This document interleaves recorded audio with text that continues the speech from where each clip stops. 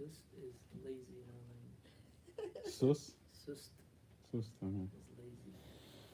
بسم الله الرحمن الرحيم وصلى الله وسلم على أشرف الأنبياء والمرسلين نبينا محمد وعلى آله وصحبه أجمعين. اللهم علمنا ما ينفعنا وانفعنا بما علمتنا وزدنا علما. اللهم لا سهل إلا ما جعلته سهلا وأنت تجعل الحزن إذا شئت سهلا.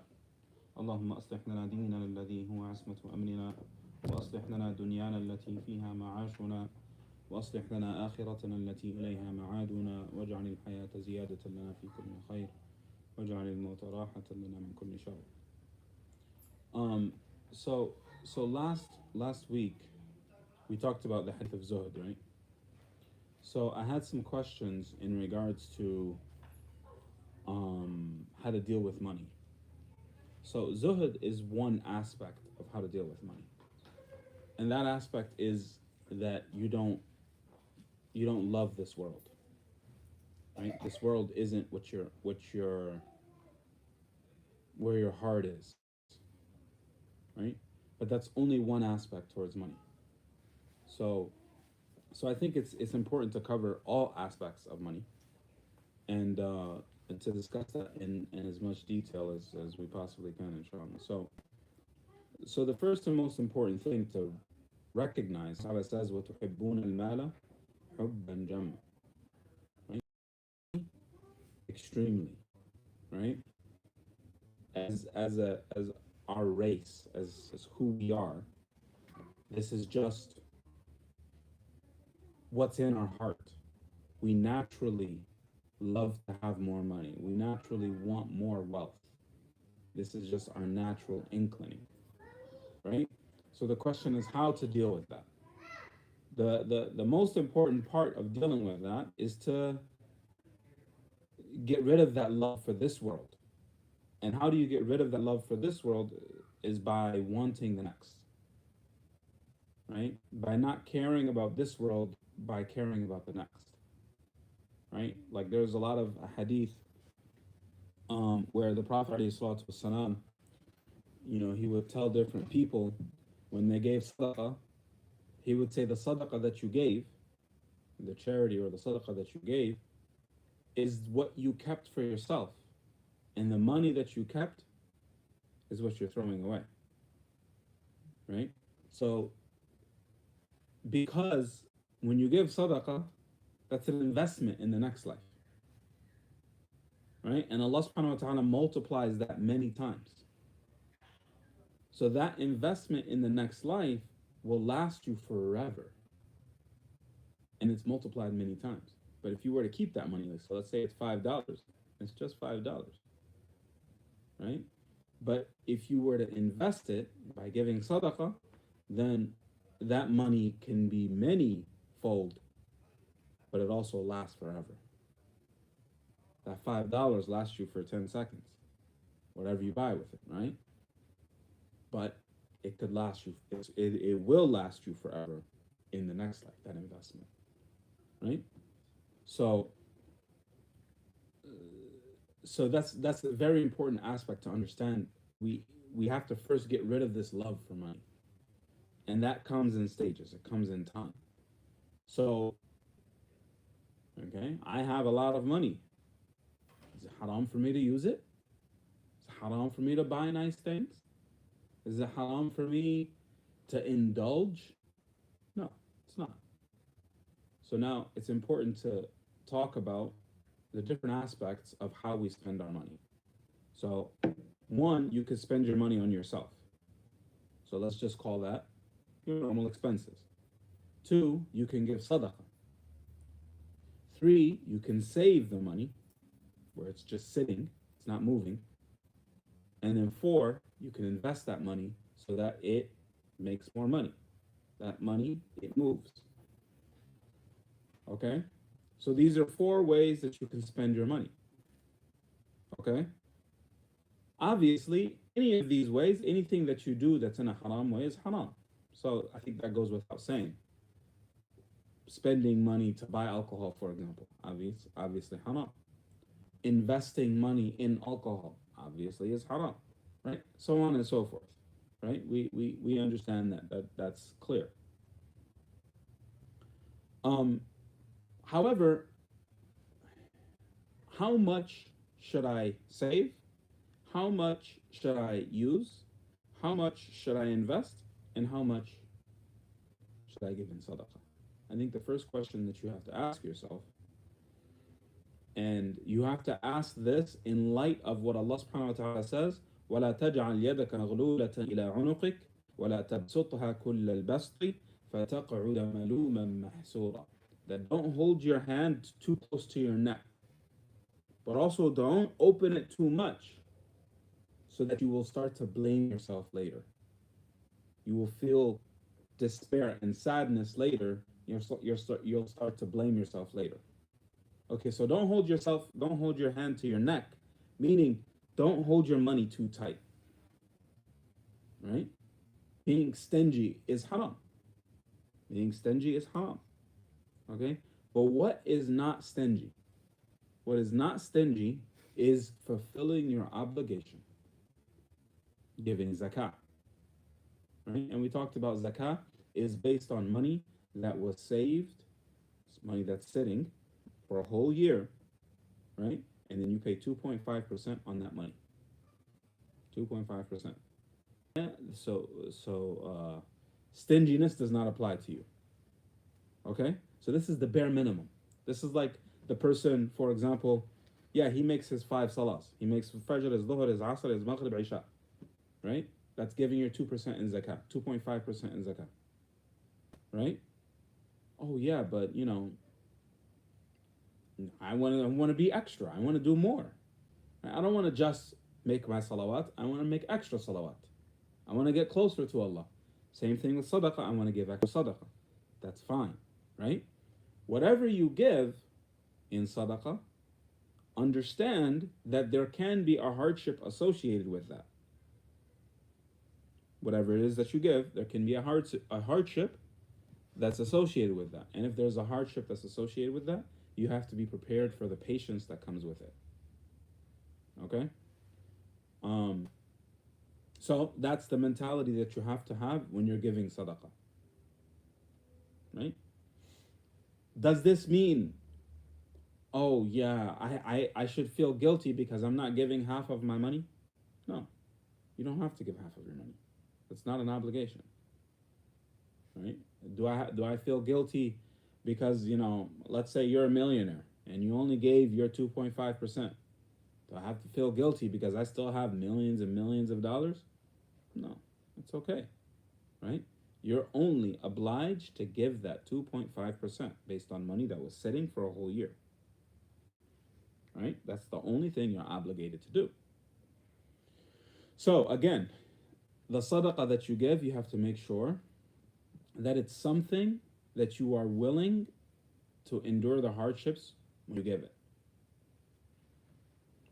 Okay, so now that I've given my sadaqah, whatever it is that I gave, now whatever is left. So let's assume, let's give a scenario, the worst case scenario, or not the worst case, the lowest good case, and then the highest. All right, so let's talk about them in two different lights. So the lowest good case is the person who only gave that 2.5%. That's all he gave, right? So the rest of his money, so let's say the rest of his money is $100,000. Now, this person is free to use all of that money in spending. Cars, house, whatever you want. It is completely halal. This money, it is completely halal to use it however you want. Okay? I mean, let's say it's millions and millions of dollars and you decide to buy airplanes and helicopters and mansions. Halal. 100% halal. Your obligation is only the 2.5%. But this is the person who's only making a salawat level, the lowest good level. Does that make sense? He's doing his obligation. Understood? But understand that this is completely okay. It is not haram for him to indulge in the money that Allah has given him. His obligation is to give that 2.5%. Does that make sense? Now, the next best thing than sadaqah is to invest your money. Investments is the next best thing after sadaqah. Why? Because why is sadaqah beneficial? Because you are giving money to people who are needy so that they can benefit just like you benefit from it. Right?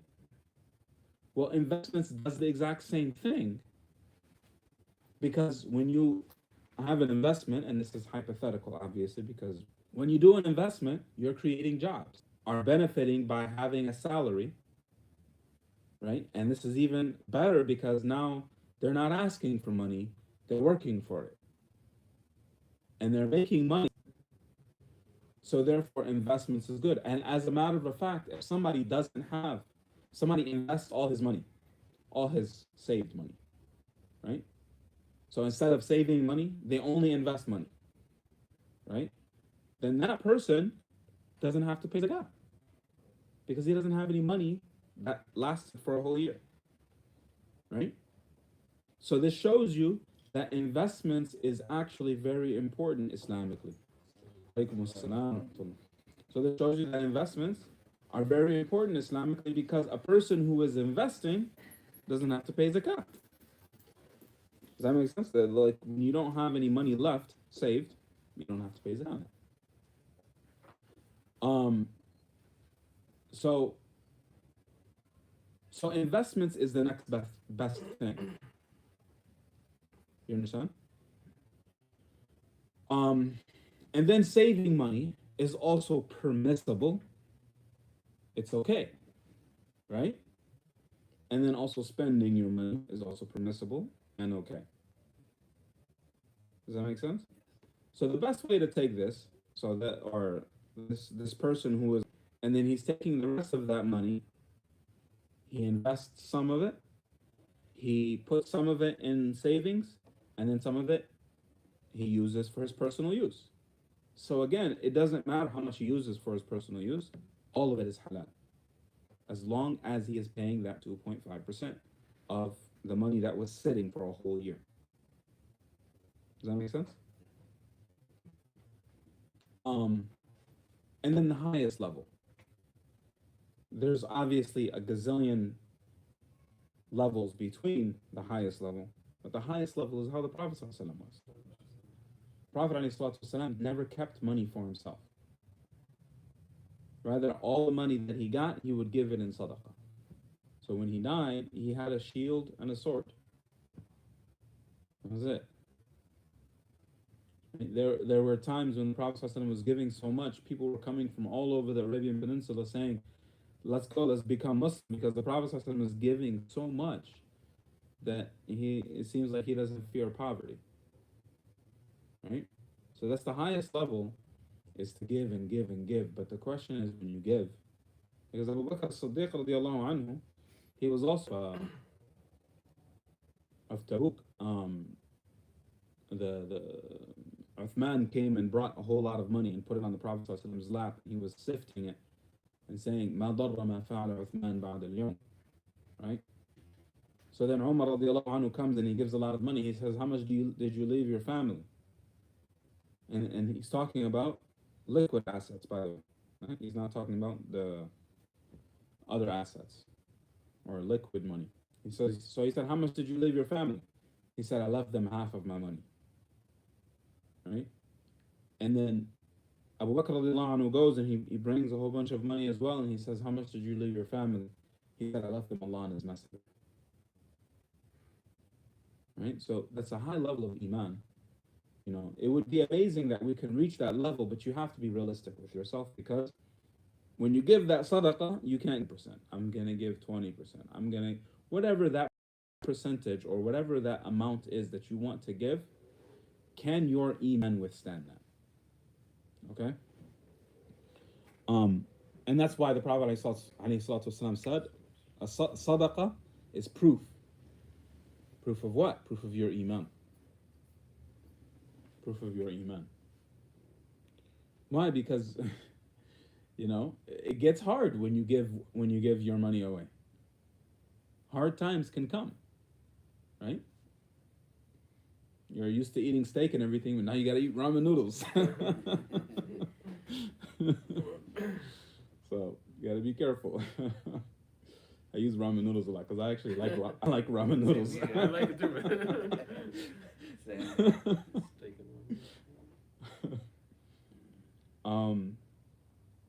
So yeah, I just wanted to bring that up, inshallah, before we started the class, inshallah. So any questions about money?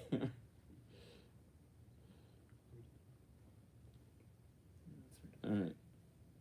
So let's start the hadith, inshallah. Who wants to read? Go ahead, since you're looking like you want to read. عن ابن عباس. So let's قال المؤلف رحمه الله. So قال المؤلف رحمه الله. عن ابن عباس عن رسول الله. So you know what that means, right? So the author said, may Allah have mercy on him. So anytime we read a book where we are benefiting from someone's knowledge, it is respectful and so every time you make dua, angels say Ameen, and for you as well. So like one of the most important things, especially when seeking knowledge, is to respect the people of the past. Right? So to give them their props is to make dua for them. Right? So, and then when we make dua for them, it's only beneficial to us. So the more we make dua for the author, the more beneficial it is to us. Right? So قال المؤلف. قال المؤلف رحمه الله تعالى. All right.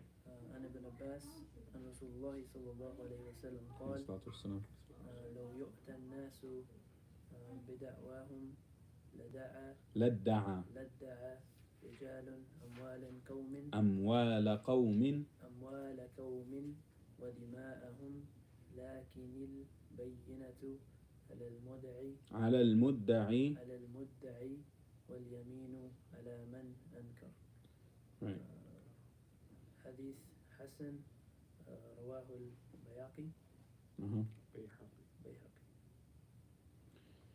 So, who narrated this hadith again? Who was the Sahabi? Ibn Abbas. عن عبد الله بن عباس رضي الله عنهما, he said that the Prophet عليه الصلاة والسلام said, لو يعطى الناس بدعواهم لادعى رجال أموال قوم ودماءهم. So that if people were given everything that they claimed, then people would be claiming other people's stuff all the time. Right? Like somebody comes up to the judge and says, now, mind you, this is in regards to Islamic law. Let's talk about this for a second, because I think especially non-Muslims, they have a misconception about Islamic law. So there is Islamic law that is for a person within himself. There is Islamic law for a person and his family. A person and family. Right? There is Islamic law with, in general, people dealing with people. But then there is Islamic law for the government. All of them are separate. Right? Now, generally speaking, the government is separate from the other things that I mentioned. The other things are pretty much, they go together. Right? But the government is definitely separate. And why is it important to mention that there's the separation?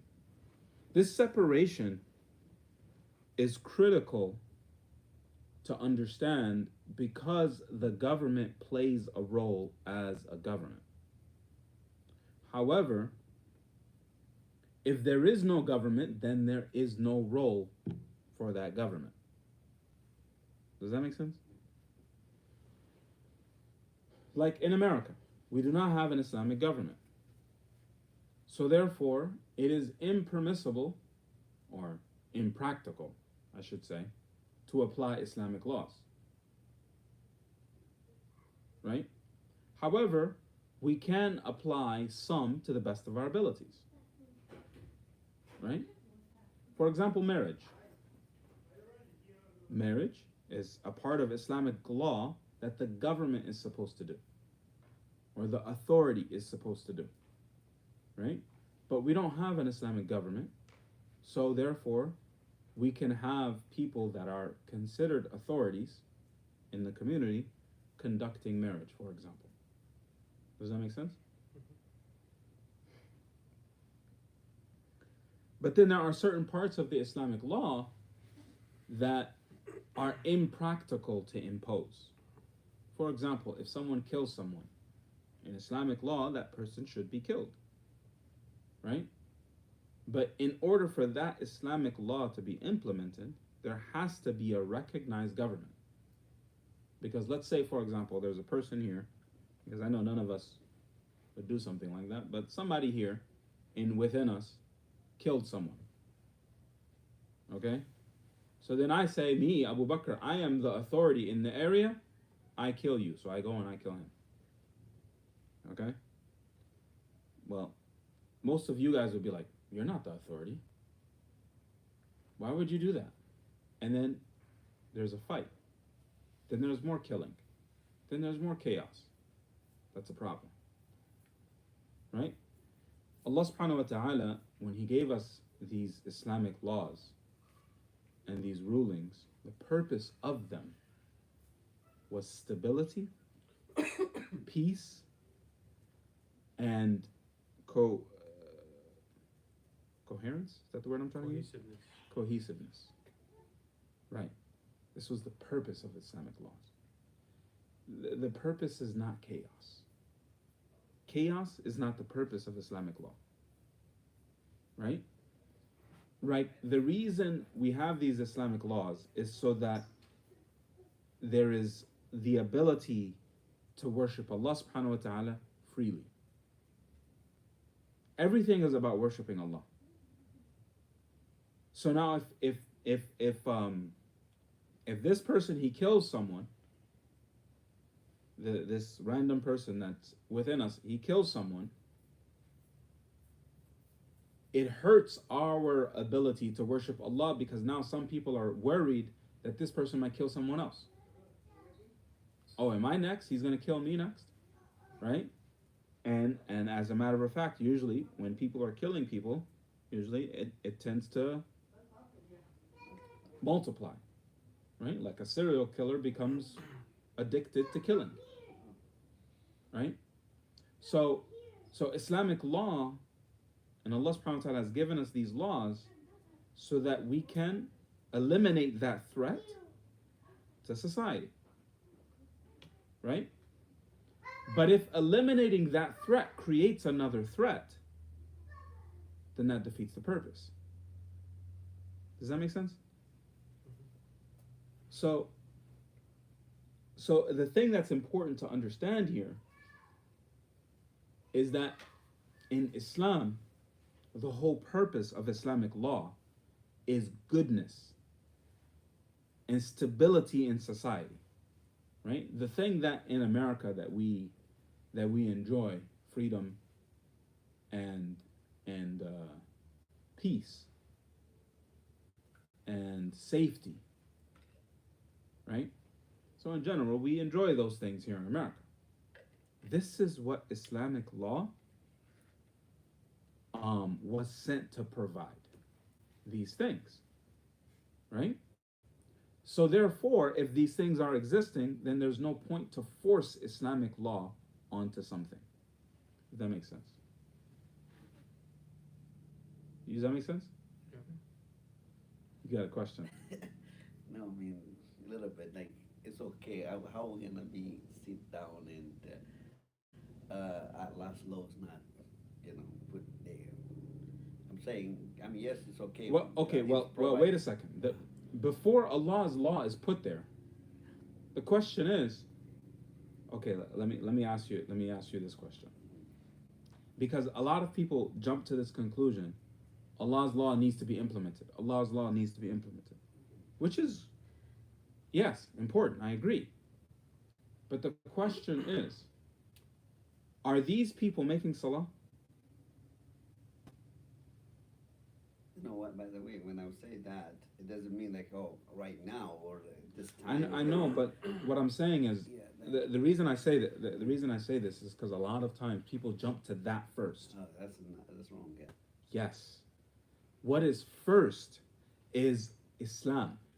Right. True that. How can I tell people you need to implement Islamic law when they're not Muslim? Correct.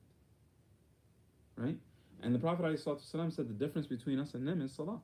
So whoever leaves it, he's a kafir. Yeah. Now I don't want to do is say, oh, this person is a kafir, that person is a kafir because he's not praying. That's not what I'm trying to get into. But what I'm trying to get into is, how are we going to implement Islamic law if people are not implementing Islam first? The basics of Islam first. Right. That comes before Islamic law. Mm-hmm. Does that make sense? Yes. So anyway, I mean, this is a long discussion, but the point that I wanted to make sure that it's understood here is that, in a sense, Islamic law and Islam come together, because you can't separate the politics and Islam. They come together, right? But also, in a sense, especially in this society, they don't necessarily come together, because we are living in a society that has a law, right? We are living in a society that has a law that is relatively just to us, right? So therefore, it's not feasible or reasonable to try to do something that will cause chaos and that will cause problems, when the purpose of Islamic law is to prevent chaos. is to prevent chaos, right? The separation of church and state too here. I mean, it's Right, and that's something we completely disagree with in Islam, right. to separate between, Islam and the law. Correct. Right. But, That's my point. When you say it's given us peace and tranquility, so we are okay. yeah, we have to have our priorities. Right. The, That's the, true. the first priority is to call people to Islam first. Yeah. And if people accept Islam, then we can tell them, then once everybody's accepting Islam, we'll be like, hey, there's this law, that's the best law. Yeah. Let's live by that. That's basically how the politicians run to office too, telling their own way of whatever the interpretation of living. Oh, this is the best way. Let's go by it, right? The same thing that as after people accepted. I wouldn't say it's necessarily the exact same thing, but I get your point. Okay. The reason why I wouldn't say it's the same thing is because there's also a lot of times there's a lot of things that they might have to endorse that's haram or bad that come with it. With it, that's true. Yeah. So, and that's the thing, is that whenever you are advocating for a law, you have to advocate completely. 100%. Yes. You can't do it halfway. So, but anyways, may Allah subhanahu wa ta'ala continue to guide us. So this hadith is in regards to a government, right? And I have a question to begin with, like, why it seems like this book is all about getting closer to Allah, understanding Allah. What does this have to do with Islamic law or Islamic government? Once we establish that individual Islam in us, family-wise, then it end up becoming as a community I mean, you can't, at large. and you can't distinguish between the two. I mean, it's a continuation. It's all together. Yeah, it's all together. It's all together. Yes, exactly. So with Islamic law, it is Allah's justice, Allah's justice on earth. And justice is important because that allows us to So if I know if I'm dealing with so-and-so, dealing with this person, a random person again, and I know if he does me wrong, I can go talk to a judge, and this judge will give me my rights. So I'm not worried. So therefore, I can freely do business, I can freely do stuff, right? But if I'm constantly scared, and this is again the point of stability, right? This stability is so important in Islam. If I'm constantly scared about what's going to happen if I invest my money here or I invest my money there, so therefore I'm going to take all my money and I'm going to do this. I'm going to hoard it. So therefore, the community is not benefiting from my money. Right? And I use money as an example, but it could be a lot of other things. So it's important. This is a very important aspect in our Islam, this stability. So therefore, Allah subhanahu wa ta'ala has given us an entire system of justice.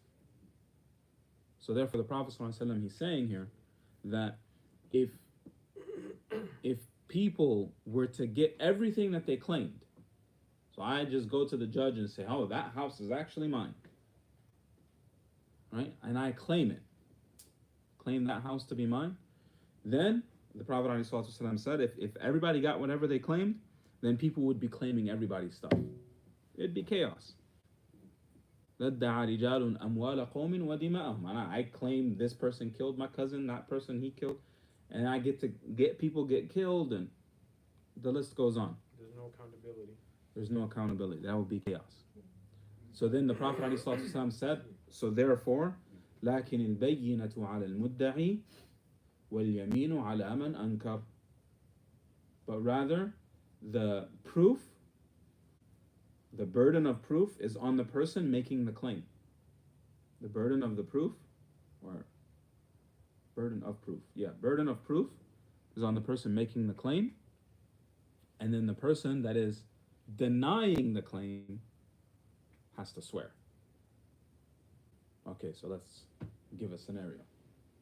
I go to the judge and say, that's my house. The judge says, prove it. Right? There's people living there. And I say, no, that's my house. He says, prove it. And I bring all this paperwork and all this stuff. I say, hey, here it is. The judge says, oh, but they're living there. They actually live there. And then now they don't have proof that it's their house. So I'm giving this scenario that they don't have proof that it's their house. Okay? So now the judge goes to them and says, is this your house? They say, yes, it's mine. So then the judge says, okay, swear by Allah that it's your house. Okay? So then they say, I swear by Allah that it's my house. Now, I gave an example that's probably a bad example here because when it comes to properties, there has to always be a paper trail, or there has to always be some type of proof. But in general, when a person swears that this is actually mine, they're denying what the other person is claiming, then the judge, usually if there's no way to definitely prove it, the person who swears that it's his keeps it. Because it's his, originally. It's mine, right? So I go to the judge and I say, that's my money. He says, okay, where's your proof? I give him the proof. But then you don't have proof that that's your money. Right? You're like, why do I need proof that it's my money? It's just my money. Right? So then the judge says, okay, swear that this is your money. So you say, I swear by Allah, this is my money. So then you keep the money. Oh, it seems weird, right? Okay, but wait a second. You're dealing with Allah. Yeah, that's the thing here. Is that you're dealing with Allah subhanahu wa ta'ala. Right? And this is also very clearly spelled out in regards to zina in the Quran. Right? So if a spouse, whether it be the husband or the wife, claims infidelity, right? So that's enough of a witness than 4 witnesses. Because usually it's supposed to be 4 witnesses, right? So if a spouse claims it, then you don't need 4 witnesses, the spouse is enough. Okay, so now the spouse says he or she committed zina. Then the judge says, okay, tell me exactly what you saw. And you have to be very specific, right? So now the spouse is very specific, exactly what they saw. So now the judge asks the other spouse, okay, did you commit zina?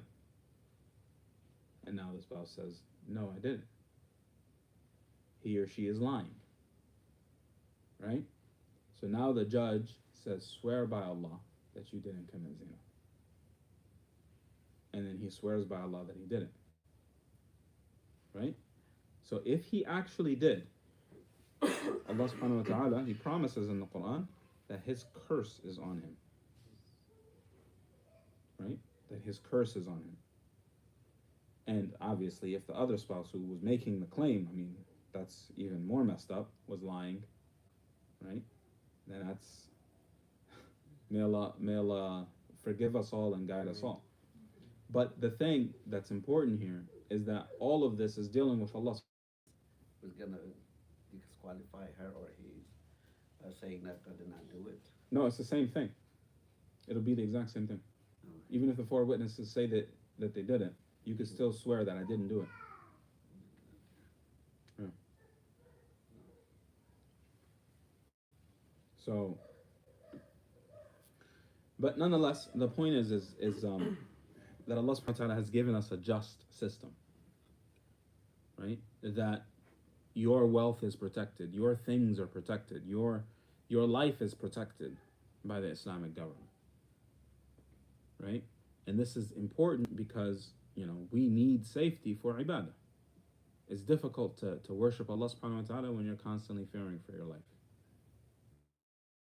May Allah subhanahu wa ta'ala protect us. Any questions about that hadith?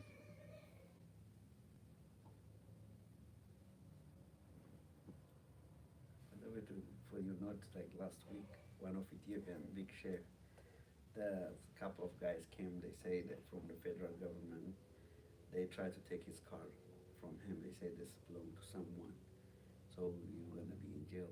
So he kind of dispute.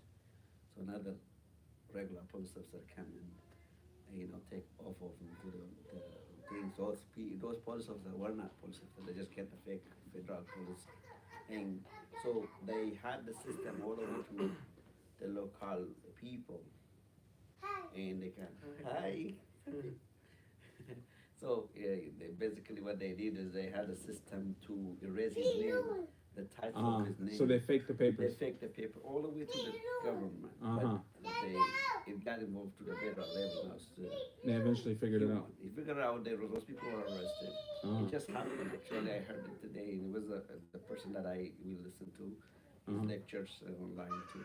Very known scholar in Ethiopia. Okay, so it happened to him yesterday. It was like a good lesson for majority of Muslims in Ethiopia. Most of them are the business owners and all that. Yeah. So it was a good lesson. But I'm glad he is free.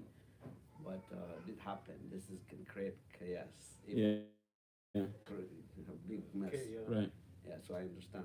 Protesting and all that. Yep. Just get it. Yeah, 100%. It's like these things are important, and what also, like, just to have the confidence in the system that your life, your wealth, your property, all of that is protected. Just that confidence, it means a lot, right? Like, I mean, and we all know this. Like when the thing with Ukraine was happening, Russia and Ukraine, people were fearing war, so people started to divest, right? Like crazy. So it was driving the markets crazy, right? So that's a real phenomenon, right? So you don't want that type of thing in society, because, you know, who hurts the most when that happens are the poor people, right? So we want to make sure that everybody's being taken care of in society. Yeah. So the flow of money is important. Circulates to everybody. Yes.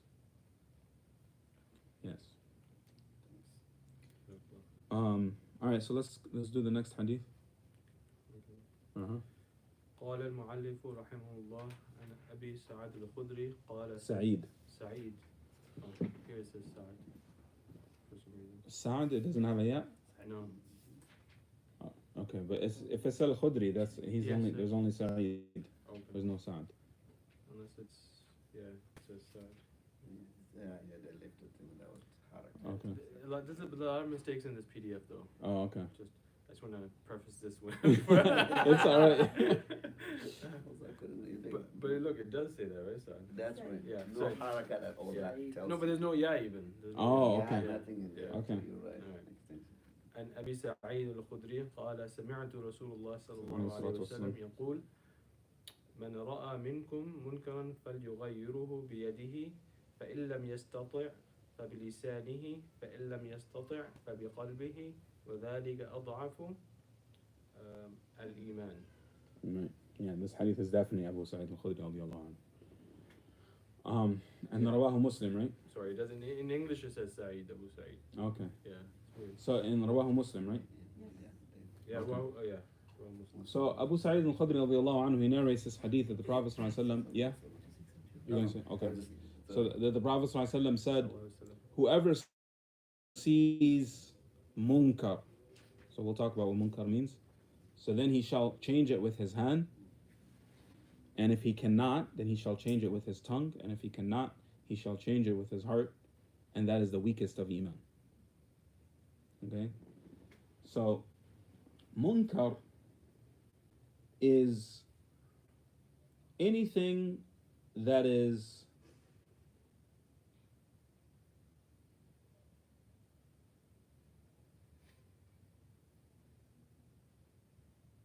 blamable.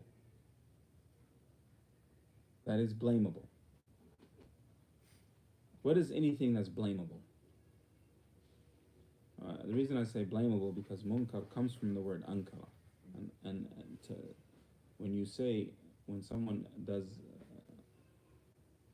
ankara shay'an is like when someone does something or someone says something bad about something.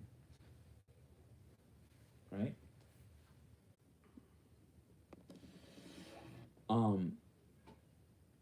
So nonetheless, changing it with your hand is changing it physically. Changing it with your tongue is by saying something. Changing it with your heart is by making dua. Okay? So, now, there's a lot in this hadith. The first question that someone might ask is, okay, when do I know when to say something? If I see like some random guy in the street who's doing something wrong, do I stop him from doing something wrong? Especially in this country. Right, especially in this country. Do I stop him from doing something wrong? Also, if your life is in danger too. So, and also understand this. فَلْيُغَيِّرْهُ is an order. An order means obligation. So there's actually a difference of opinion between the scholars. Is the obligation to change something physically an obligation on everyone or an obligation on the leader only? Right? So let's say, for example, I know he's a Muslim and I see him walking down the street and I see him drinking alcohol. Is it my obligation to take the alcohol away from him? Right? For example. And that can lead to chaos too. Like if, So wait a second. Before we talk about chaos, before we get into that, it's important to understand the context of what the Prophet ﷺ is saying here. Right? And then we could talk about all the other laws to sort of merge them together, if that makes sense. Because what happens whenever we have a hadith, there are some times when we might see something that is perceived to be a conflict between the hadith, like the hadith that we spoke about before, where the Prophet ﷺ he said, don't pray Asr until you meet me in Bani Qurayza. So now, some of the companions are running late. So it seems like there's a conflict now. Why? Because the Prophet ﷺ said, don't pray Asr until you meet me in Bani Qurayza. So the conflict is that you're supposed to pray Asr on time. Right? فَوَيْلٌ لِلْمُصَلِّينَ الَّذِينَ هُمْ عَنْ صَلَاتِهِمْ سَاهُونَ. Those who pray late. There's an extreme, it's a major sin to pray late. Right? So they all know this, the Sahaba know this. Yeah. I'm sorry to interrupt, but define late. Is it like during the range, or is it like for example, So every salah has a time. right? And if you're praying it outside of that time, it's late. Okay, but I mean, but if you pray right before Maghrib, it's still within time? Question mark. Yeah, you fulfill the obligation, but did you do it the best way? No. Does that make sense? Yeah. So now they know it's a major sin to pray late. Okay? And now the Prophet ﷺ is saying, don't pray until you get to Bani Qurayza. So it seems like there's a conflict. So the Sahaba, they solved that conflict in two ways. One, the companions, they said, he meant hurry up. They interpreted what he meant, what he said. Right? Does that make sense? So they basically assumed what his intention was when he said it. Does that make sense? The other group of companions, they didn't interpret. What they said was, okay, Prophet ﷺ said this for this time. This is an exception to the rule. This is an exception. Right? But nonetheless, they saw a conflict between this hadith and that and the other hadith or the Quran. Right? They saw a conflict, so they resolved that conflict by their knowledge. The best that they knew with their knowledge. So this is something that we don't want to do that until the end. Until we completely understand the hadith. Does that make sense? Once we understand the hadith, then we might find out that we might not even need to do that. Okay? So in this hadith, the first thing is, who is obliged to change something with your hand? Again, as I mentioned, that the scholars are in a difference of opinion in regards to, does this only apply to leaders or does this apply to everyone? Okay? The scholars that say that this only applies to leaders, may Allah bless them, I don't see evidence to prove that. Right? There's no evidence to prove that, because there are a lot of hadith where companions who were not leaders were changing things with their hands when they had the ability. Right? But understand, the Prophet ﷺ said, فَإِن لَمْ يَسْتَطِعْ. He said, if he's not able to. So that means that there's some people who can't. Does that make sense? Yes. So then now comes the question is, what does it mean that you can't? What does it mean that you can't? So if I were to change something with my hand, what does it mean that I can't change it with my hand? Does it mean I don't have the muscles to beat this guy up? I don't have the gun to fight him once he wants to fight me? Is that what that means? What it means, and Allah knows best, is that changing it with your hand will not cause a bigger problem than the thing itself. It will not cause a bigger problem than the thing itself. Again, Islam was brought to bring stability, not chaos. Allah subhanahu wa ta'ala gave us this religion to give us peace, serenity, and so on and so forth. Right? So, I mean, this can be the case for my son. Right? Like, I have full control over my son. I can do to him whatever I want. and nobody can say anything, right? So this is not going to affect society, but I'm using my son as an example just to show you that it doesn't mean that I can actually do it. Because yes, I can physically, if I see my son doing something wrong, change it. But my question as a parent, when I physically change it, does it change it? Or does it only change it for that second? Right? Like, what I want for my son is to be a good Muslim, is to do the right things.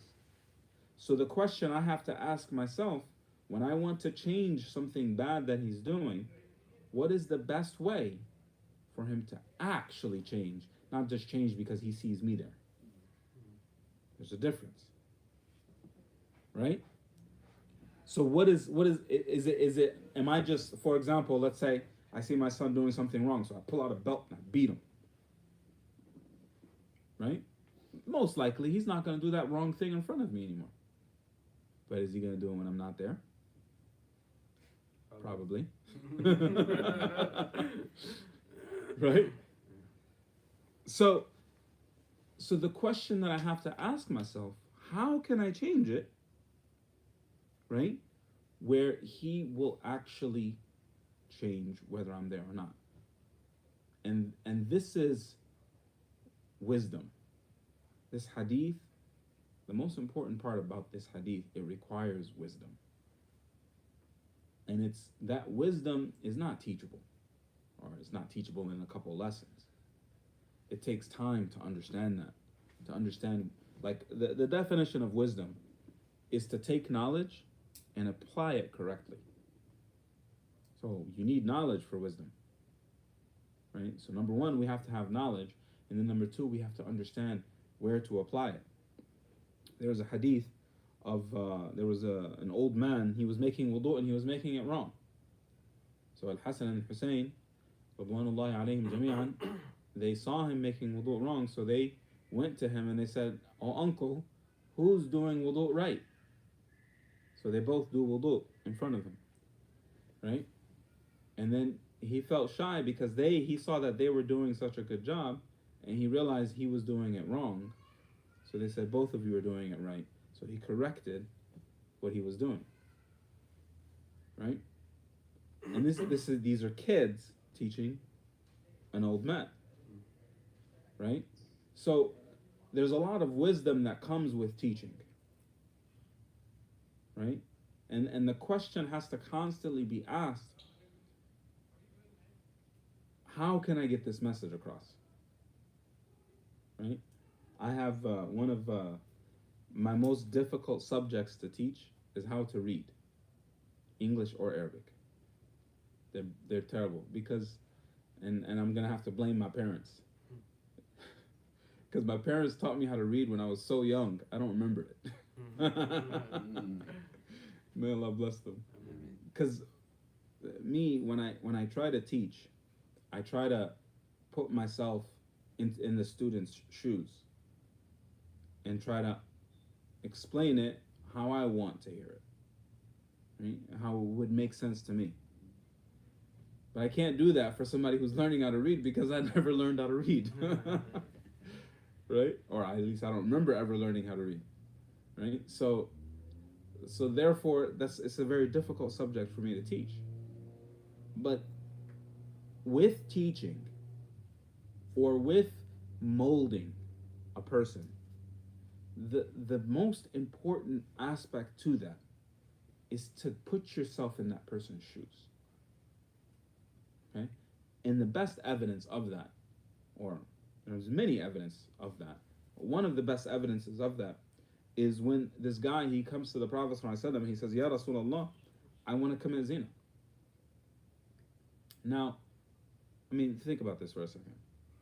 Like, imagine, may Allah subhanahu wa ta'ala protect all of our children, and then give children for those who don't have it. Give them a righteous wife first. Yes. For those online as well. Stepwise. Right. So, because I know it's all guys, I don't see any ladies yet online. So, well, all the sisters who might listen as well, may Allah bless them with righteous husbands. Amen. So, anyways, imagine your son comes to you and says, "Dad or Mom, I want to go commit zina." Like most parents would be like, "What?" And then just start beating this guy up, right? And if anybody had the right to do that, was the Messenger of Allah, alayhi salatu wassalam, right? So this guy, he comes to the Prophet ﷺ and he says, "I want to commit zina." So the Prophet ﷺ, he asked him, he said, "Would you be okay with that for your mother?" He said, "No." He said, "Would you be okay with that for your sister?" He said, "No." And then he went down the line, your aunt, and he goes down the line, your daughter, so on. "No, no." And then he made dua for him. He said, "May Allah subhanahu wa ta'ala give him afaf, which is like chastity. Right? May Allah give him chastity. May Allah subhanahu wa ta'ala make him righteous, so on and so forth." And then the guy said when he left, he said there was nothing that he hated more in this world than zina. There was nothing more that he hated in this world than zina. Like, that experience that he had with the Prophet ﷺ was priceless. Right? So the Prophet ﷺ, he felt the situation. And he spoke to him in a way that he will understand and that it will impact him. And he helped him change. Right? So he understood the situation. And so it's very important to understand what's going on when you're talking to someone.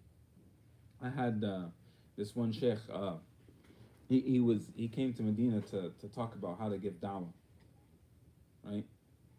And stuff like that. So he said, after he gave this long class, he said, "I'm going to ask myself some questions that I've gotten asked before, and I'll answer it myself."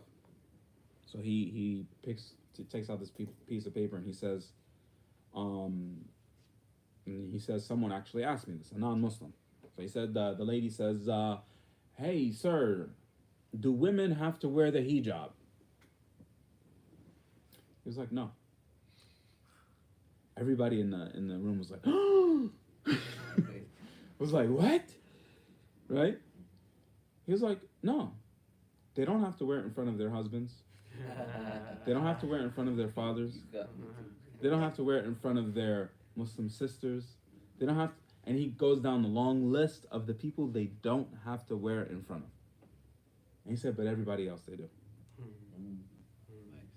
He said, "The reason why I answered the question like that is because I understood that when this person was asking the question, in their minds, they were thinking about nuns.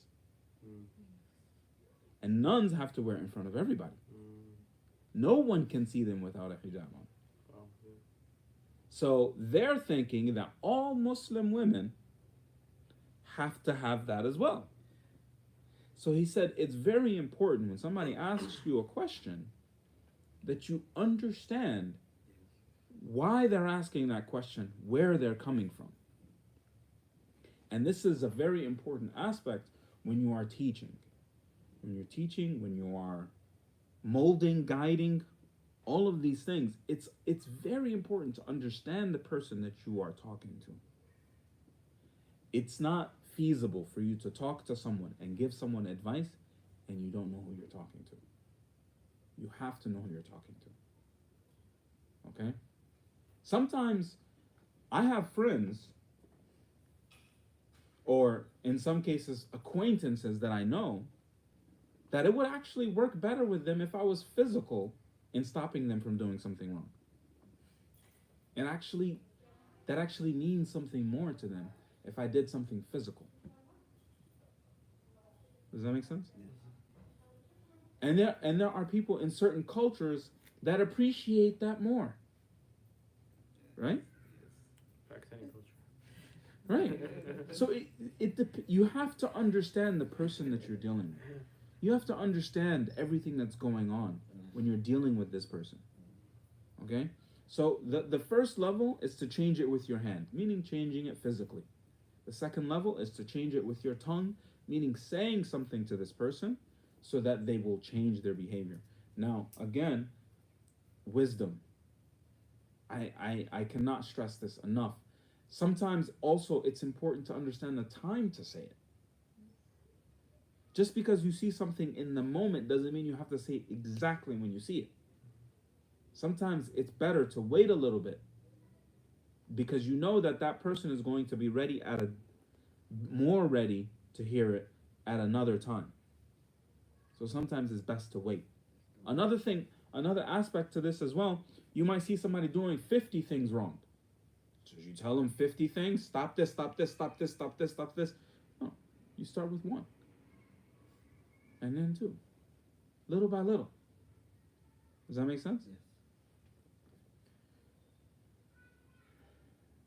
So, I mean, and the list goes on of different aspects of how you change something with your tongue. All right? And this avenue is very long, is limitless, right?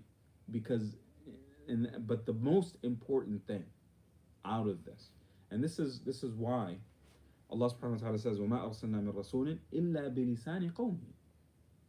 Like when Allah would send a prophet, He would send a prophet that spoke the language of their people. Right? Allah sent Prophet Muhammad as an Arab to the Arabs. Right? Because He understood them. So he was amongst them. They were, right? So this is a very important aspect when it comes to calling someone either to the right path or Islam, whatever it is. It's very important to understand those people, to bring them. It's very important, right? So that's pretty much the key, and Allah knows best. The other aspect that is a key to bringing people to Islam is sincerity. It's very important, and I think I should have probably said this one first, because the sincerity. When I see someone doing something wrong, if I am trying to say that I am better than you while I'm saying that you're wrong, that it doesn't matter how well I say it, doesn't matter how good I do it, it's messed up, and it will come out messed up. Why? Because my intentions are messed up. And as we said, إِنَّمَا الْأَعْمَالُ بِالنِّيَّاتِ. Your actions are judged by your intentions. So it's very important, for us to have the correct intentions when calling someone to something or away from something. We have to correct our intentions. We have to make sure we're not calling to me. We have to call to Allah. This thing is not ours. It's not about Abu Bakr or this person or that sheikh or this sheikh. Like, I'm going to die tomorrow. That sheikh is going to die the next day. So on and so forth. We're all going to die. But this Islam is going to stay. It will never die. Right? So we have to call to it. We have to call to Allah and not to us. It has nothing to do with us. So we have to make sure that our intentions are correct, and when we are changing something, we have to do it because of them, our interest in them, of getting closer to Allah. Right? Allah subhanahu wa ta'ala, He says to the Prophet alayhi salatu wasalam, لَعَلَّكَ بَاخِعٌ نَفْسَكَ أَلَّا يَكُونُوا مُؤْمِنِينَ. Like it's almost you're going to destroy yourself because you're trying to make them become believers. Because He cared so much about everybody. He wanted everybody to get closer to Allah. That was everything for Him. That's what He wanted. And it wasn't about Him. he was just a messenger. Right? The Prophet ﷺ was a messenger. And that we have to see as well, if we are changing something with our hands, with our tongues, however it is, we're just messengers. And we are getting that nobility by inheriting that status from the Prophet ﷺ. So we have to take it seriously. Number one, by saying the right thing. And number two, by trying to actually give what's best. Is Maghrib close or is it just extremely dark outside? That's what I was looking at too. I think it's The time. I mean, we will be praying like 5:52 or something like that. yeah, 47. It's 6:50. Okay, so we have a little bit of time. And then the last one, فَإِن لَمْ يَسْتَطِعْ فَبِلِسَانِهِ فَإِن لَمْ يَسْتَطِعْ فَبِقَلْبِهِ, with his heart, and that is to make dua. And now this is the last option if there's no way that you can call someone or that you can stop them from doing wrong by your hands, or you can't stop them in doing wrong with your tongue, then with your heart. Now this also applies to someone that you tried to talk to. Right? You try to tell him, hey, stop drinking alcohol, right? In a nice way, not how I just said it. Right? But he still does it. Right? It's therefore it's still an obligation on you to make dua. These are obligations, by the way. Every single one of them. Obligations. Right? So we have to do these. If you see something wrong, you have to change it. I have a question. Why would it be an obligation to change something wrong? to protect society. How does How does it protect society? Yeah. I mean, it's obviously society is made up of individuals. If each individual is corrupt, doing bad things, and it kind of, and society is a collection of individuals. Right. And you have a whole bunch of bad individuals, and you eventually have a bad society. Then. Uh-huh. That's kind of my. Okay. Anything else? Anybody else? Except what you just say, that was my idea. That's corrupting the individual will corrupt the whole community. So yes, that is the case. And then we have evidence of this in the Quran. Evidence of this entire situation. Allah subhanahu wa ta'ala, He says, لُعِنَ الَّذِينَ كَفَرُوا مِن بَنِي إِسْرَائِيلَ على لسان داود وعيسى بن مريم ذلك بما عصوا وكانوا يعتدون كانوا لا يتناهون عن منكر فعلوه لبئس ما كانوا يفعلون. Allah subhanahu wa ta'ala cursed the disbelievers from Bani Israel on the tongue of Dawood and Isa ibn Maryam alayhim as-salatu was-salam. Right? Because how they disobeyed Allah subhanahu wa ta'ala and how they were transgressing. And how did they disobey Allah and how did they transgress? كَانُوا لَا يَتَنَاهَوْنَ عَنْ مُنْكَرٍ. They were not stopping people from doing bad. So the guy who condones the bad is just as bad as the guy who does the bad. The one who condones the bad is just as bad as the one who does the bad. Are we only obligated to the Muslim only or to the whole entire Society. But again, it's your ability though. There's ability there. Yes. Yeah. Yeah, I mean, we only can do so much. Right. You have to be reasonable. But yes, it's to society. Yes. He's not talking about Muslims. Society. Right? And also Allah subhanahu wa ta'ala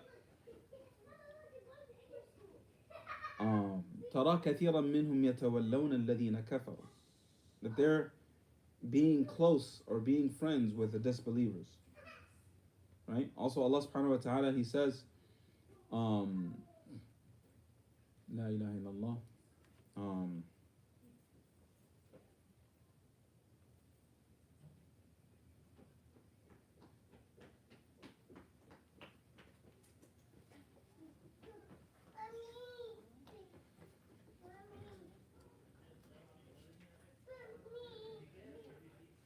وقد نزل عليكم في الكتاب أن إذا سمعتم آيات الله يكفر بها ويستهزأ بها فلا تقعدوا معهم حتى يخوضوا في حديث غيره إنكم إذا مثلهم. Right? That Allah subhanahu wa ta'ala has revealed in the book that if you hear the verses of Allah subhanahu wa ta'ala being made fun of, right? Or being disbelieved in, right? Then don't sit with them.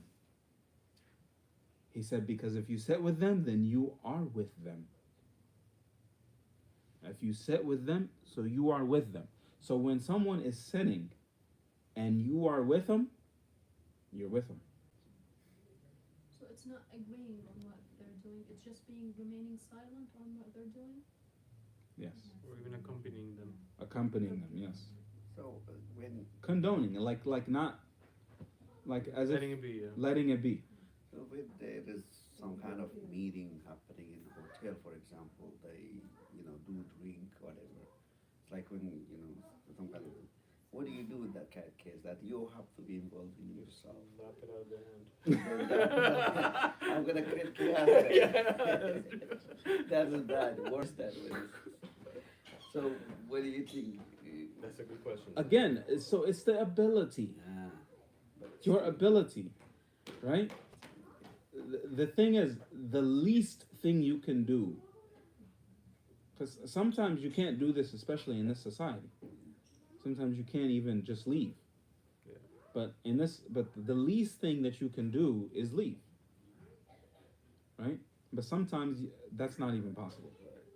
So, again, you have to gauge your ability. This is a very difficult thing to do. You have to basically answer to Allah on the Day of Judgment. Did I do what was best? Right? And again, the thing that's best means that you're not causing more harm. You should not be causing more harm thinking, oh, I did something good. No. What is good is either changing it or attempting to change it where you think it might work this way, right? Or at least get away from it, right? Or at least make dua for it, against it, so on and so forth. Does that make sense? Yes. So there has to be some effort. And the problem, what was wrong with Bani Israel is that they got cozy with people who were sinning. It was just like, oh yeah, it's okay. It's all right. Like, buddy. Yeah, you guys are drinking, it's okay. I'm not drinking, but it's okay. Or I'm not doing this haram thing, but you guys can do it, it's okay. Right? Yeah. We have to be careful. May Allah subhanahu wa ta'ala forgive us and guide us. I guess any questions?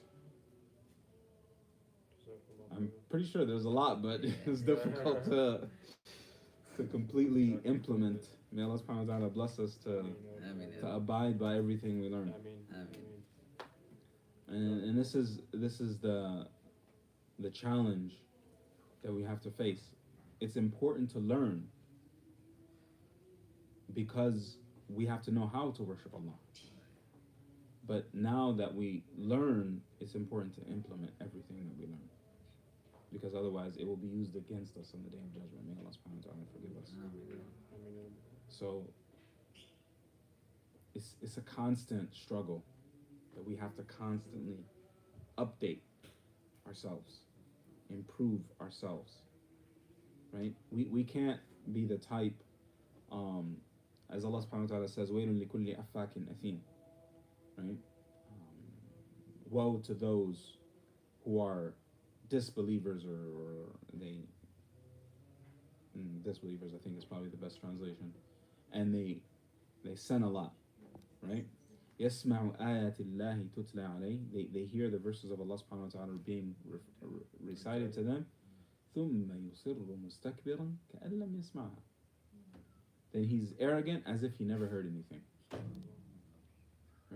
So the thing is when we hear the verses of Allah subhanahu wa ta'ala, when we hear the hadith, it has to make a change in our lives. We have to visibly be seeing these changes. And it has to be a constant update. It's not just, oh, that was nice. Oh, that was nice. No, it's update. It's a struggle.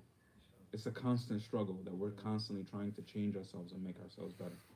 May Allah subhanahu wa ta'ala bless us to continue to get closer to Him. Jazakumullah khairan. وإياكم سبحانك اللهم وبحمدك أشهد أن لا إله إلا أنت أستغفرك وأتوب إليك.